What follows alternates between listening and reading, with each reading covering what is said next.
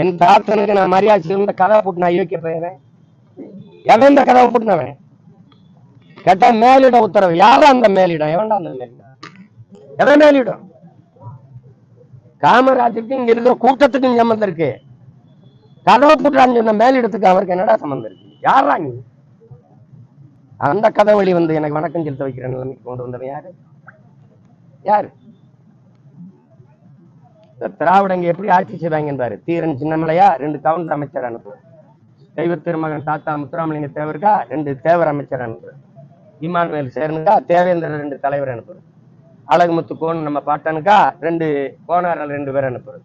தாத்தா காமராஜருக்கா எவனாவது 2 பேர் நாடாரில் இருந்தான்னு அனுப்புறது. ஆனா அவங்க அப்பன் சமாதிக்கு மொத்த பேரையும் கூட்டிகிட்டு போறது. இதாண்டா திராவிடம். இதான் திராவிடம். இந்த மண்ணின் தலைவர்களை, எங்க முன்னோர்களை, எங்கள் அடையாளங்களை சாதியாக பிளந்து கூறுதள்ளி விட்டுட்டு எங்க தாத்தா காகிதம் இல்லத்தா அங்க 2 இஸ்லாமிய பெரியவர்களை தலைவர்களை அனுப்புறது.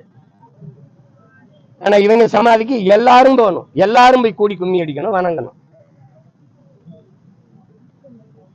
உங்களை எல்லாம் உங்களை ஒழிக்கிறதுக்கான காலம் வருது. ரொம்ப நாளா இருக்குது. 6 மாசம் தானே ஆடி பார்த்துருவோம். யார் ஆட்டம் சிறப்பா இருக்குன்னு ஒரு தடவை வேணா பார்த்துருவோம். தாத்தாவை அவன் இப்போ விலகு போட்டுற நாள் இருந்து சொல்றேன், பிறந்த நாள் இருந்து பார்ப்போம். உண்மையிலேயே நல்ல ஆட்சியை, நல்ல அரசை இந்த மக்கள் விரும்பினாங்கன்னா என்ன நடக்கும்னு தெரியும்னா பார்த்துருவோம். ட்ரெண்ட ஃப்ரெண்ட் ஆக்கிக்கோங்க. தந்தி டிவியின் சப்ஸ்கிரைபர்ஸ் அண்ட் ஃபாலோவர்ஸ் குடும்பத்துல நீங்களும் இணையுங்க.